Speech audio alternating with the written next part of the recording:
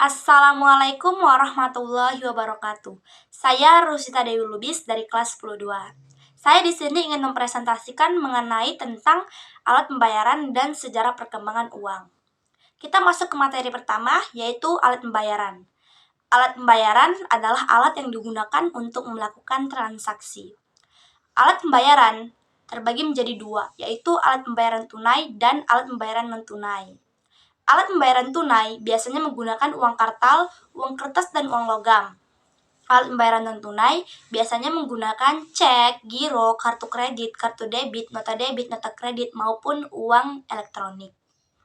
Kita masuk ke materi yang kedua, yaitu sejarah perkembangan uang. Sejarah perkembangan uang melalui 7 tahap, yaitu tahap pertama tahap prabarter, kedua tahap barter, ketiga tahap uang barang, keempat tahap uang logam, kelima tahap uang tanda, keenam tahap uang kertas, ketujuh tahap uang giral.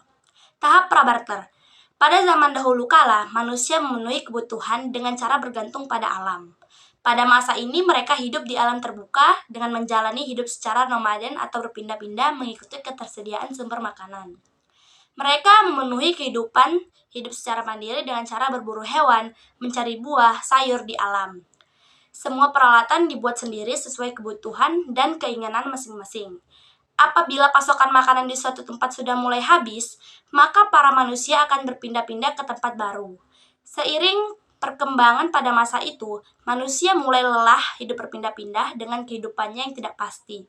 Akhirnya mulai berpikirlah untuk bercocok tanam dan hidup menetap. Mereka membuka lahan untuk persawahan dan membangun sebuah tempat tinggal. Dengan cara ini, manusia sudah tidak perlu lagi untuk hidup nomaden. Manusia mulai berusaha menghasilkan makanan atau secara istilah dikenal sebagai food producing. Kemampuan menghasilkan makanan pada akhirnya berdampak luas bagi masyarakat. Mulai saat itu terciptalah kehidupan yang rapi, bahkan membentuk semacam desa. Kehidupan manusia kini sudah berubah menjadi makhluk sosial yang saling membutuhkan satu sama lain. Mereka saling menyadari bahwa barang-barang yang dihasilkan tidak cukup dan memerlukan orang lain untuk memenuhinya. Ada beberapa kebutuhan yang tidak bisa dihasilkan sehingga muncul kegiatan saling tukar satu sama lain yang saling membutuhkan. Tahap barter. Yang dimaksud dengan tahap barter adalah sistem pertukaran barang dengan barang. Pemikiran dan kebutuhan yang terus berkembang menghadapkan manusia pada kenyataan bahwa apa yang diproduksi sendiri ternyata tidak bisa memenuhi seluruh kebutuhannya. Untuk memperoleh barang yang tidak bisa diproduksi sendiri, maka manusia pada zaman itu mencari orang yang mau menukarkan barang dengan barang lain yang dibutuhkan olehnya. Akibatnya muncullah sistem barter atau in natura, yaitu sistem pertukaran barang dengan barang. Penerapan sistem barter ternyata tidak mudah karena ada beberapa kesulitan yang dihadapi diantaranya adalah sebagai berikut. Yang pertama, sulit menemukan kedua belah pihak yang mempunyai keinginan dan kebutuhannya yang sama. Misalnya, Lani mempunyai 2 ekor bebek dan butuh kain sarung. Berarti ia harus mencari orang yang mempunyai kain sarung dan membutuhkan 2 ekor bebek. Jika Lani tidak bertemu orang yang mempunyai kain sarung, namun orang tersebut membutuhkan beras, maka tidak akan terjadi pertukaran atau barter tersebut. Kelemahan yang kedua, sistem barter membutuhkan waktu yang lama. Contohnya tadi adalah Lani yang membutuhkan kain sarung harus menyediakan waktunya untuk mencari orang yang bersedia menukarkan kain sarungnya dengan 2 ekor bebek. Sebab mencari orang yang memiliki kebutuhan persis saling berlawan dan tidak mudah. Lalu kelemahan yang ketiga adalah membatasi pilihan pembeli. Dengan kata lain, pembeli tidak bebas dalam menentukan pilihannya karena dibatasi oleh ketersediaan barang dan keinginan untuk melakukan pertukaran. Contoh, Andi yang merasa keberatan dengan ukuran bebek yang ditawarkan Lani harus menerimanya karena hanya itu yang tersedia. Lalu kelemahan yang keempat adalah sulit untuk melakukan pembayaran tertunda. Hal ini dikarenakan pihak-pihak yang melakukan barter menginginkan barang yang diperolehnya dapat segera memuaskan ketentuan. Lalu kelemahan yang kelima adalah barter tidak ada yang standar tukar menimbulkan kesulitan dalam menentukan nilai yang tepat. Misalnya, Lani pernah bertemu dengan Andi yang memiliki kain sarung dan bersedia menukarkan dengan bebek Lani. Sayangnya ukuran bebek Lani tidak sama dan Andi pun merasa keberatan. Akibatnya, mereka kesulitan menentukan standar tukarnya. Tahap uang barang. Uang komoditas atau disebut uang barang yang digunakan adalah barang dasar yang hampir dimiliki oleh semua orang, seperti garam, teh, tembakau, dan biji-bijian yang dijadikan sebagai standar tukar atau alat pembayaran. Kemudian pada tahun 9000 sampai 6000 sebelum Masehi, uang komoditas yang dipakai berubah menjadi ternak, bukan lagi barang yang kecil. Kemudian muncul budaya pertanian sehingga uang komoditas yang dipakai adalah gandum, sayuran, dan tumbuhan lainnya. Ternyata uang barang memiliki banyak sekali kelemahan karena bentuknya besar, maka susah untuk dibawa kemana-mana. Uang barang tidak bisa dipecah sebagai kembalian.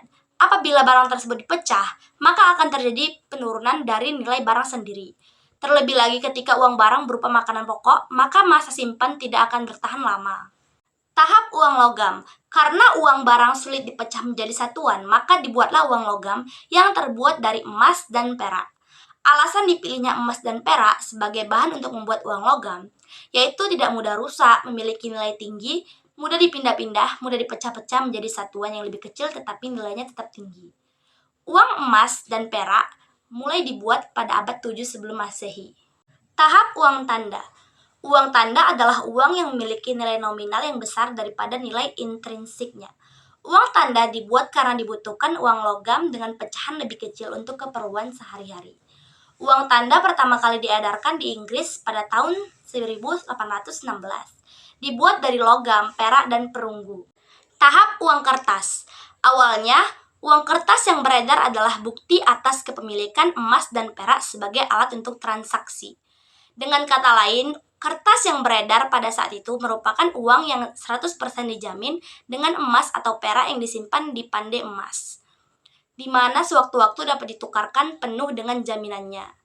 Selanjutnya, dalam perkembangan uang, masyarakat tidak perlu lagi menggunakan emas secara langsung sebagai alat pertukaran. Sebagai gantinya, kertas buktilah yang digunakan sebagai alat tukar. Tahap uang giral. Perkembangan ekonomi yang semakin meningkat menuntut adanya alat penukaran yang lebih mudah dan aman. Karena itulah diciptakan uang giral atau uang bank.